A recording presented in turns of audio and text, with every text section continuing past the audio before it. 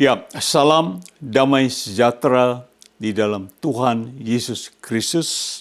Ya, kami dari Great Commission Gospel Ministry, yaitu pelayanan Injil Amanat Agung. Dan kami berlokasi atau kami berada di Los Angeles, California, USA, yaitu Amerika Serikat.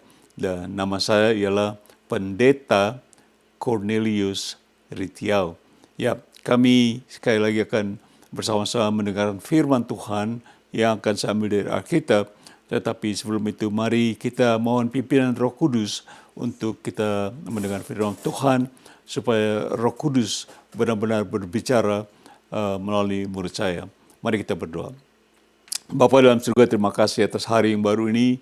Kami percaya Engkau memberikan kami roh yang baru, bahkan hati yang baru, supaya kami boleh menyembah-Mu bukan dengan mulut saja, tapi dengan hati kami. Oleh sebab itu, tolong sucikan hati kami dengan darah-Mu yang kudus, supaya penyembahan kami ini menjadi persembahan yang mulia, yang berkenan bagi-Mu, ya Tuhan.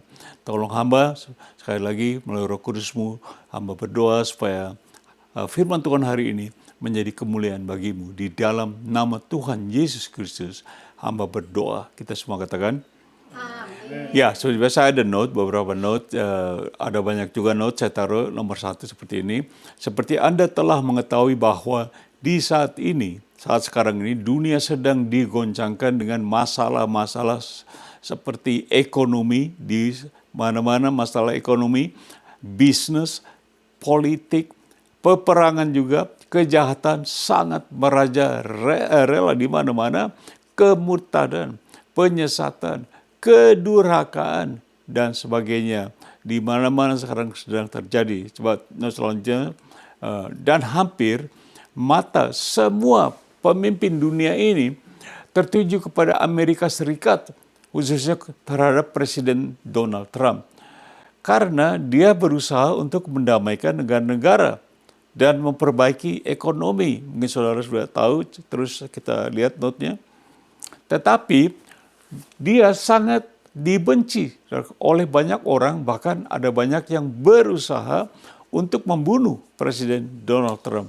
Bahkan pada saat ini juga, sementara saya berbicara, continue note saya taruh seperti ini. Karena apa, saudaraku? Karena melalui Presiden Trump, banyak sekali, saudaraku, banyak sekali kejahatan yang tersingkap atau terbongkar. Kecurangan, kepalsuan, kebohongan, semua tersingkap. Baik di Amerika maupun di negara-negara besar lainnya. Sehingga keadaan dunia ini menjadi begitu tegang di saat hari-hari terakhir ini. Dengan itu, saudaraku, saya memilih judul seperti ini, judulnya Penyesatan dan Kedurhakaan. Sedang penyesatan di mana-mana, saudara. Kita akan belajar dan juga kedurhakaan, deception and lawlessness. Dan saya taruh note seperti ini, saudaraku, sebelum kita masuk poin nomor 1. Adapun penyesatan yang terutama di dalam dunia ini dilakukan oleh setan. Ini penyesatan yang paling pertama, Tuhan, saudaraku. Setan adalah bapa segala dusta. Dia penyesatan di Taman Eden terhadap Adam dan Hawa, ciptaan Allah yang sangat kudus. Dan setan menyesatkan Adam dan Hawa. Mari kita akan lihat. Poin nomor 1, yaitu judulnya Penyesatan di Taman Eden. Deception in the Garden of Eden. Kita akan lihat Kejadian 3, ayat 1-6, kita akan baca dengan cepat. Adapun ular, itu setan atau iblis, ialah yang paling cerdik dari segala binatang di darat yang dijadikan oleh Tuhan Allah. Satu saya bagi 2, continue seperti ini. Ular itu atau setan berkata kepada perempuan itu, yaitu Hawa, tentulah Allah berfirman, semua pohon dalam taman ini jangan kamu makan buahnya. Bukan. Nah, kata-kata bukan itu sebetulnya menggoda, mengejek, saudaraku. Kita lihat ayat 2-nya mengatakan seperti ini. Lalu saat perempuan itu, Hawa, kepada ular itu, buah pohon-pohonan dalam taman ini boleh kami makan. 3 mengatakan seperti ini. Tetapi tentang buah yang ada di tengah-tengah taman, Allah berfirman, jangan kamu makan atau rabah buah itu, nanti kamu apa? Mati. Ayat 4. kita lihat seperti itu. Tapi ular itu berkata kepada perempuan itu, nah di sini dia sangat licik ular, berkata kepada perempuan kepada Hawa, sekali-kali kamu tidak akan mati. Digoda, kamu nggak akan mati. Di sini iblis mulai menyesatkan Hawa dan Adam. Ayat 5 kita lihat seperti ini. Ular berkata, tetapi Allah mengetahui bahwa pada waktu kamu makannya, matamu akan terbuka dan kamu akan menjadi seperti, sekarang perhatikan, seperti artinya bukan seperti apa, Allah tahu tentang yang baik dan jahat. Itu sedang digoda habis-habisan si Hawa dan Adam ini. Padahal untuk menjadi seperti Allah itu adalah kemauan setan sendiri. Dia mau seperti Allah. Ayat 6 kita baca dengan cepat. Perempuan itu, Hawa, melihat bahwa buah pohon itu baik untuk dimakan dan sedap kelihatannya. Lagi pula pohon itu menarik hati karena memberi pengertian. Terus saya taruh notnya. Lalu ia, Hawa, mengambil dari buahnya dan dimakannya dan diberikannya juga kepada suaminya. Yaitu siapa? Adam. Yang bersama-sama dengan dia. Dan suaminya pun memakannya. Kalah juga. Coba saya taruh note seperti ini. Di Taman Eden lah Adam dan Hawa disesatkan oleh setan. Sehingga mereka jatuh ke dalam dosa maut. Dosa maut yaitu dosa yang menyebabkan mati rohani. Terpisah dari Allah Bapa di surga. Dan Adam terpisah karena dosa ini. Coba selanjutnya notanya saya taruh seperti ini. Perlu kita ketahui bahwa Adam dan Hawa adalah dua orang yang sama sekali tidak ada dosa atau suci dan kudus ketika dicobai setan. Jadi ketika dicobai Adam dan Hawa sangat kudus. Tetapi setan begitu licik. Dari seluruh binatang dia paling licik. Dan berhasil menjatuhkan Adam dan Hawa ke dalam dosa. Coba kita lihat 2 Korintus 11-14. Ini malaikat jahat. Iya. Hal itu tidak usah mengherankan. Tidak usah kamu heran, kita heran. Sebab iblis, setan, menyamar sebagai apa? Malaikat terang. Ini iblis ini bisa menyamar. Dia kerjanya cuma menyamar. Dia menyamar sebagai Tuhan, sebagai setan, malaikat, dan sebagainya. Coba notanya saya taruh seperti ini. Saya tulis, setan bisa menyamar sebagai ular. Kita lihat tadi, Taman Eden dipakai ular. Dan juga malaikat terang, kita baru baca ayatnya. Seperti di Indonesia, kita sangat percaya kalau setan bisa menyamar. Setan bisa apa? Menyamar sebagai apa? Kuntilanak. Dia nyamar itu. Gondoruo. Saya tahu Gondoruo di luar bisa jadi seperti suami, seperti istri Gondoruo. Pocong, jalangkung, babi ngepet, ular siluman, Nyi Loro Kidul, dan sebagainya. Ini semua setan menyamar, saudaraku. Bukan kita mati, ya mati. Saya nggak bisa jadi setan. Ya orang sudah mati, ya mati gitu ya. Itu lain lagi subjeknya. Poin nomor 2, penyesatan di tengah jemaat, yaitu jemaat Kristus. Deception in church. Coba kita lihat note-nya seperti ini, saya taruh. Yaitu penyesatan oleh nabi-nabi dan guru-guru dan hamba-hamba Kristus yang palsu yang masuk ke tengah-tengah jemaat Kristus dan mereka menyusup sebagai domba padahal mereka adalah serigala. Mereka seperti domba padahal serigala buas. Coba kita bisa Matius 7 ayat 15 mengatakan seperti Tuhan Yesus berbicara, waspadalah. Ini Tuhan Yesus yang berbicara. Waspadalah, kita waspada terhadap nabi-nabi palsu yang datang kepadamu dengan apa? Menyamar seperti. Menyamar seperti. Berarti mereka bukan menyamar seperti domba, yaitu menyamar sebagai orang-orang Kristen. Tetapi sesungguhnya mereka adalah apa? Serigala yang buas. Tuhan Yesus yang bilang, mereka serigala buas nih, si setan nih. Coba Matius 24 ayat 11, Tuhan Yesus berbicara. Ini sebelum kedatangan Tuhan Yesus, dia memberikan pengajaran ini kepada murid-murid. Banyak artinya tidak terhitung jumlahnya. Nabi palsu akan muncul dan apa? Menyesatkan banyak orang. Ini Tuhan Yesus berkata sebelum kedatangannya. Coba Matius 24 ayat 4 dan 5. Tuhan Yesus menjawab, jawab Yesus kepada mereka, waspadalah supaya jangan ada orang yang apa? menyesatkan kamu. Kalau Tuhan Yesus katakan waspadalah, akan ada penyesatan, akan ada penyesatan. Saya katakan kalau Adam dan Hawa bisa disesatkan setan, yang suci mereka Adam dan Hawa jatuh disesatkan. Bagaimana dengan kita? Coba kita lihat ayat 5. Sebab banyak kali tidak terhitung jumlahnya, orang akan datang dengan apa? Memakai namaku, nama Tuhan Yesus, dan berkata, akulah Mesias. Mesias artinya juru selamat, dan mereka akan apa? Menyesatkan banyak orang, karena orang-orang menyamar dengan memakai nama Tuhan, menyamar seolah mereka adalah juru selamat. Coba Matius 24, 23, 24. Tuhan Yesus berkata lagi, pada waktu itu jika orang berkata kepada kamu, lihat, Mesias ada di sini atau Mesias ada di sana, jangan kamu percaya. Tadi kita baca mereka menyamar sebagai Mesias. Coba ayat 24-nya kita baca seperti ini. Sebab banyak, tidak terhitung, banyak apa? Mesias apa? Palsu, dan apa? Banyak nabi-nabi palsu akan muncul, dan mereka akan mengadakan tanda-tanda yang dahsyat dan apa? Mujizat. Continue, saya bagi 2 ayat 24 seperti ini, continue.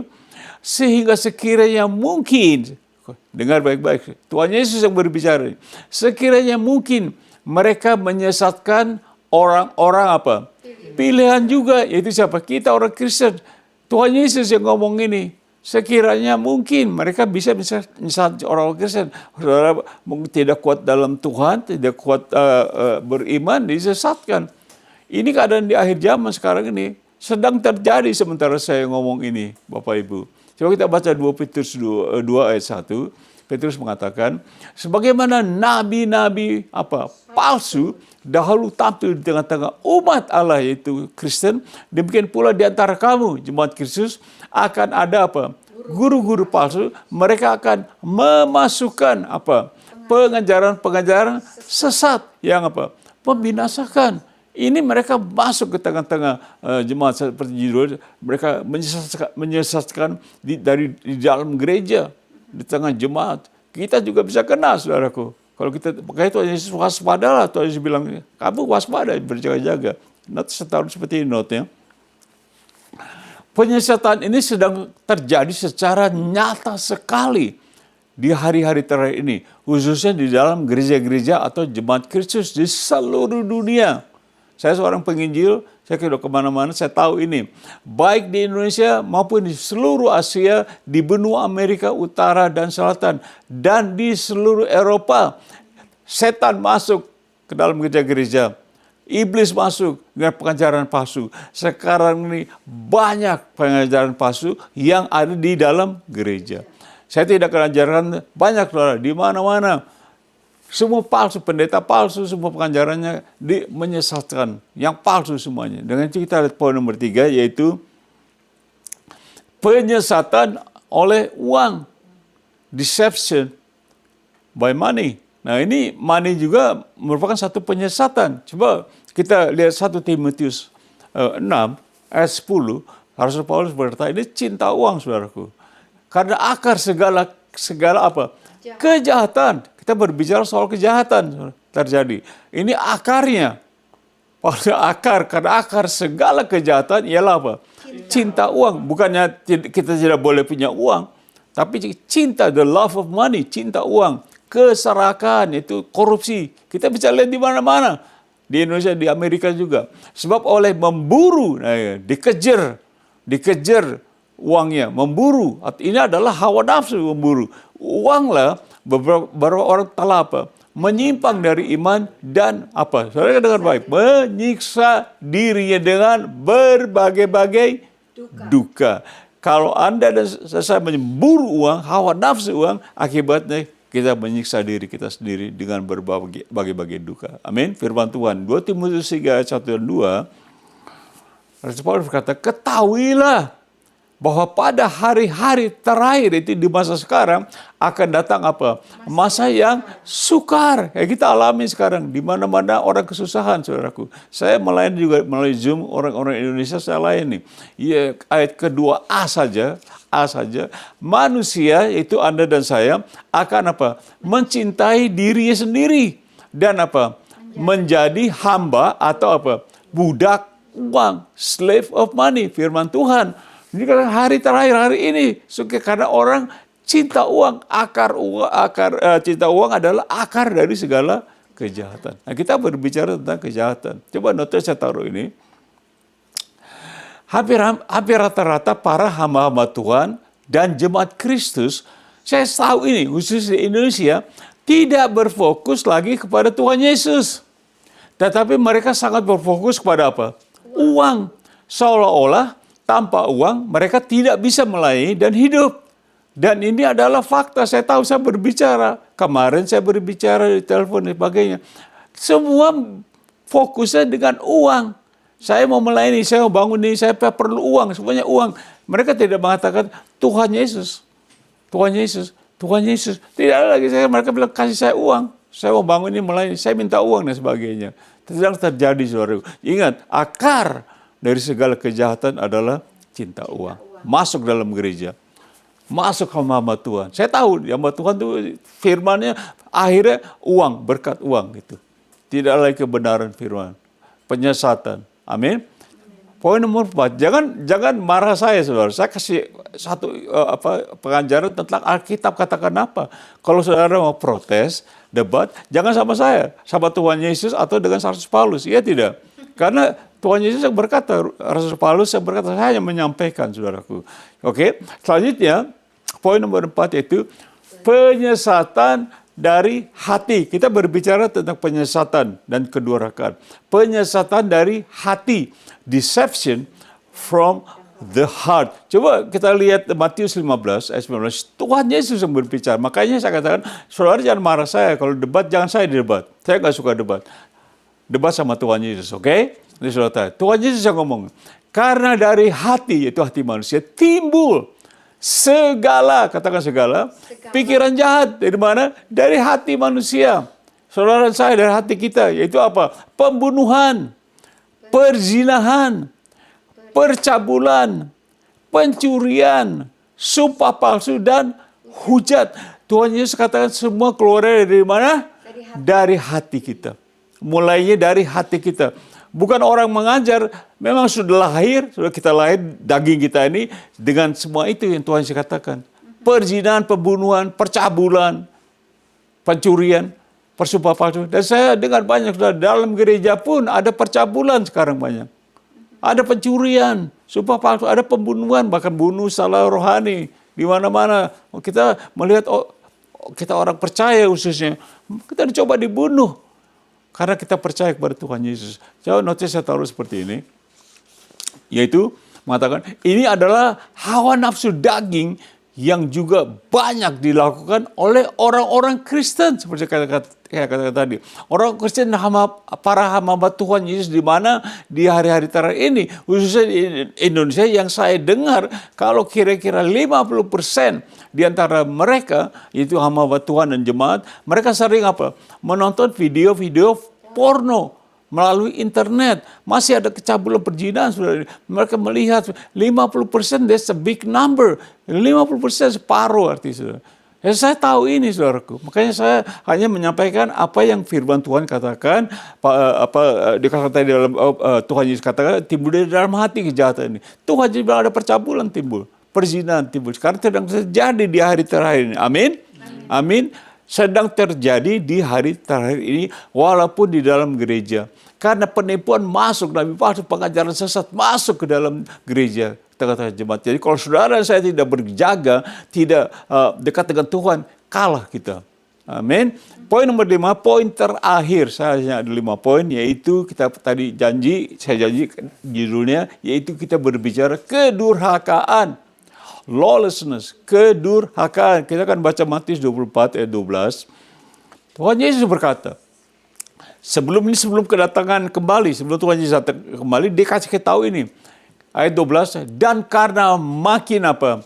Bertambahnya, saudaraku, kedurhakaan, maka kasih kebanyakan orang akan menjadi dingin. Yaitu kasih terhadap Allah dan manusia.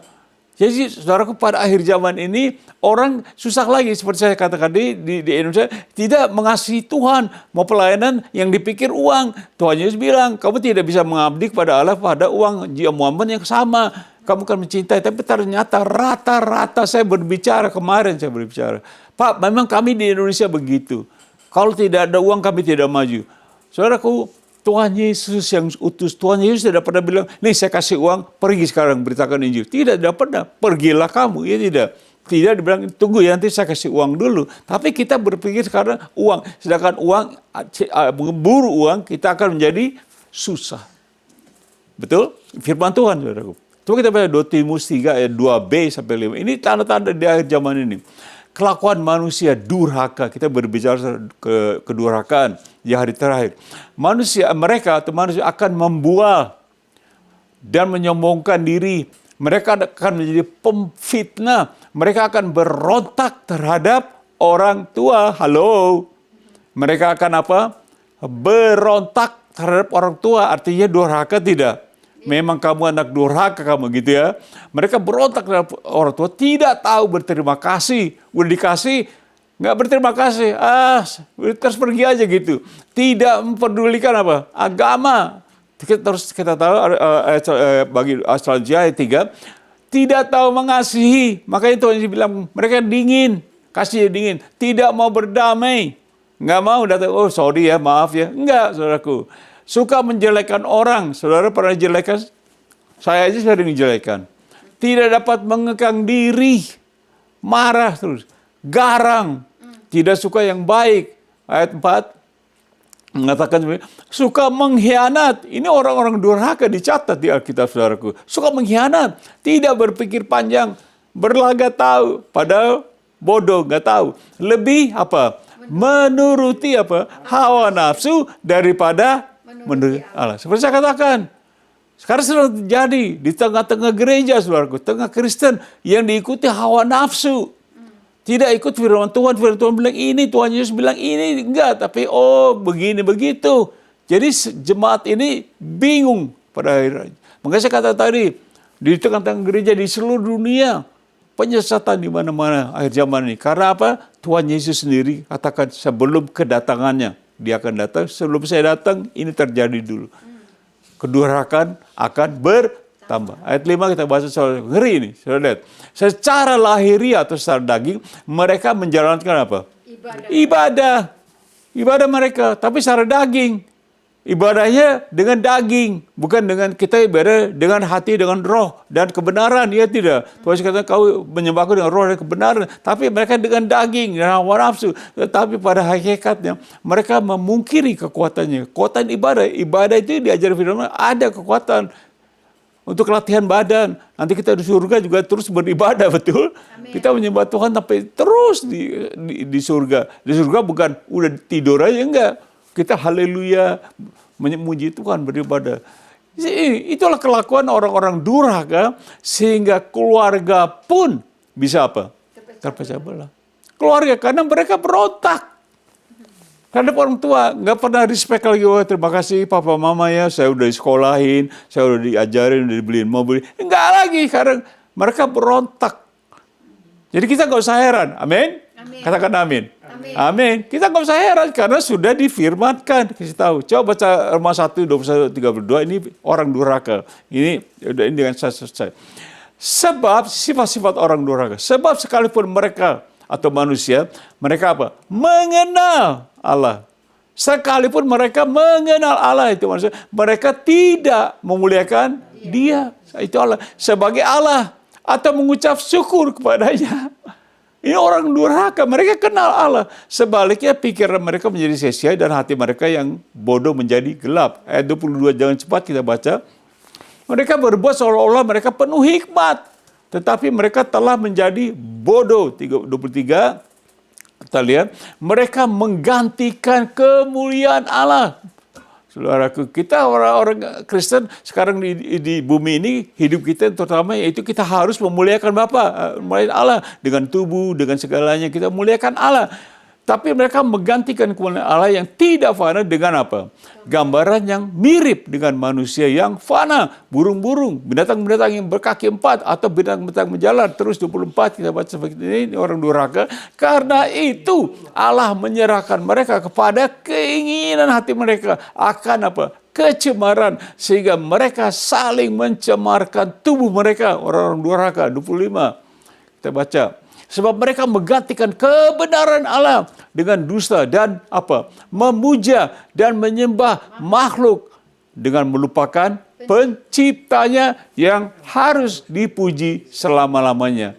Amin. Ini orang-orang mereka bukan menyembah Allah, tapi mereka menyembah manusia, dijadikan ilah. Jangan cepat, ayat 26 sampai 32. Karena itu Allah menyerahkan mereka kepada hawa nafsu yang memalukan. Sebab, saudara dengar, istri-istri mereka menggantikan persetubuhan yang wajar dengan yang tak wajar. Halo?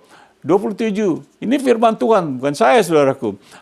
Demikian juga suami-suami meninggalkan persetubuhan. Wow. Suami-suami meninggal persetubuhan yang apa? Wajar dengan istri mereka dan menyala-nyala dalam birahi mereka seorang terhadap yang lain.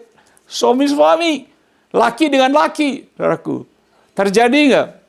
Ya, di Amerika ini, luar biasa. Saya tidak mau kesibukan khotbahnya nanti. Saya tidak mau ngomong kayak gitu. Ayat 28, continue dulu 27. Sehingga mereka melakukan kemesuman. Dengar, laki-laki dengan laki-laki. Dan karena itu mereka menerima dalam diri mereka balasan yang setimpal untuk kesesatan mereka. Ayat selanjutnya, 27, kalau tidak salah, 28. Dan karena mereka tidak merasa perlu untuk mengakui Allah, maka Allah menyerahkan mereka kepada pikiran-pikiran terkutuk, sehingga mereka melakukan apa yang tidak pantas-pantas enggak? Buat saudara, suami Anda misalnya, ini saya tidak menuduh, suami Anda tiba-tiba pacaran dengan suami orang lain, gitu, cowok lain, anak muda. Terjadi, saudaraku. 29. Penuh dengan rupa-rupa kelaliman, kejahatan, keserakahan, dan kebusukan. Penuh dengan dengki, pembunuhan, perselisihan, tipu muslihat, dan kefasikan. Ini orang durhaka. 29 dan 30 sekarang.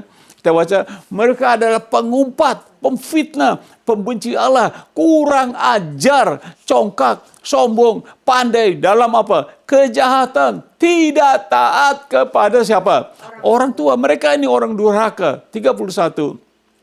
Ini tidak berakal, tidak setia, tidak penyayang, tidak mengenal belas kasihan. Semuanya tidak ini ya, saudaraku. 32 terakhir kita baca seperti ini. Sebab walaupun mereka mengetahui tuntutan hukum Allah, yaitu bahwa setiap orang yang melakukan hal-hal demikian patut dihukum mati, firman Tuhan.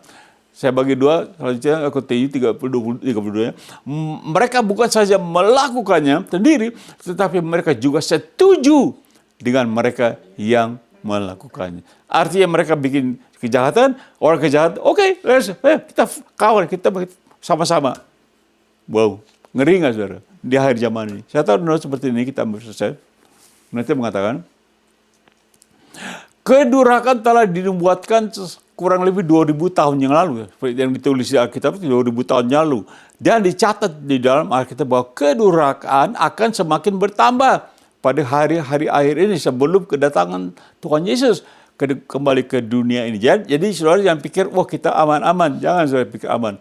Kedurhakaan semakin bertambah. Nah, kita sudah lihat sendiri, kita sudah baca ayat-ayat yang ditulis oleh Alkitab, bagaimana orang-orang durhaka.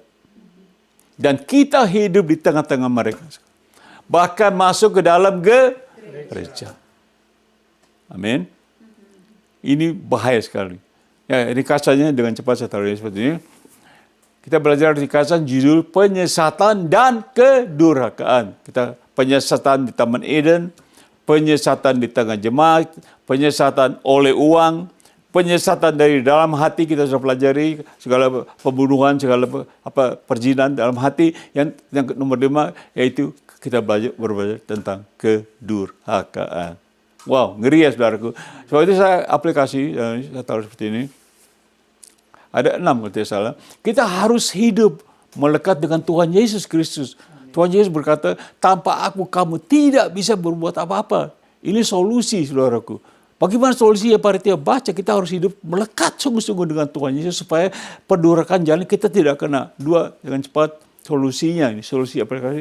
Membaca firman Tuhan 10 atau 30 menit setiap hari. Dan apa? Renungkan firman Tuhan apa? Siang dan malam, saudaraku.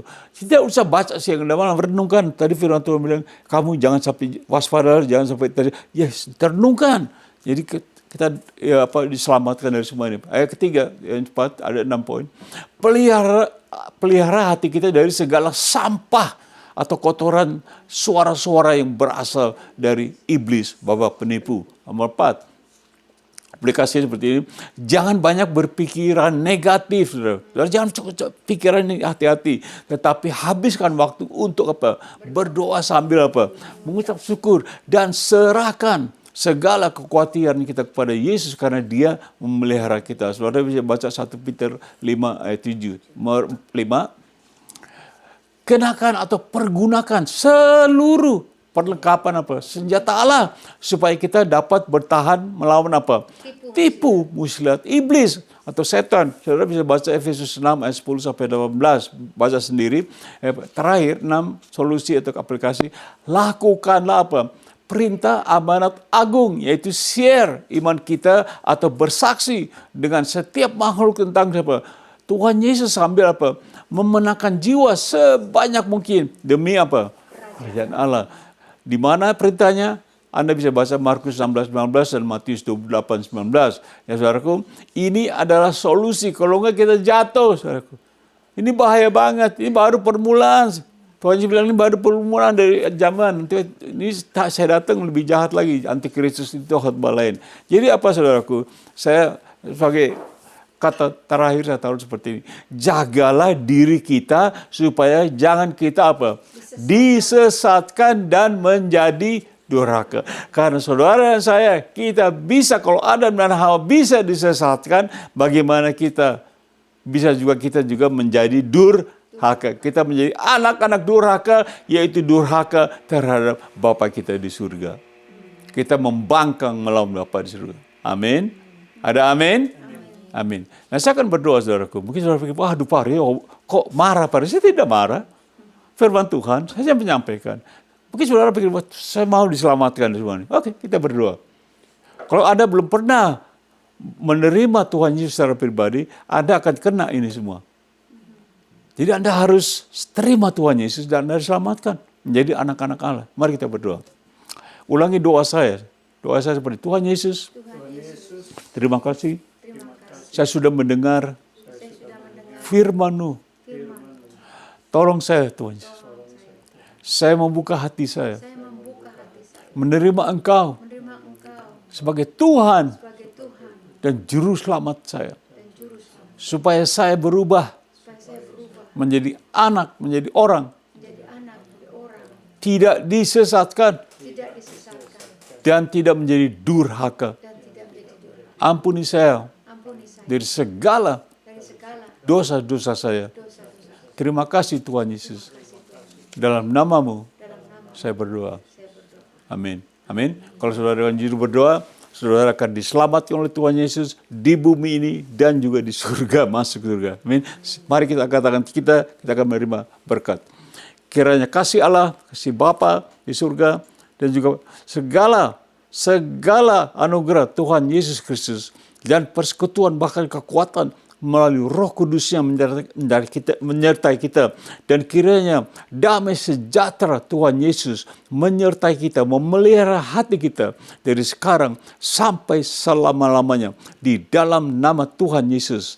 Semua katakan amin. Amin. Sekianlah pada hari ini firman Tuhan. Saya berdoa semoga kita bertemu kembali pada saat mendatang untuk mendengar sekali lagi firman Tuhan. Dengan ini saya katakan goodbye. Terima kasih. God bless you. Amin.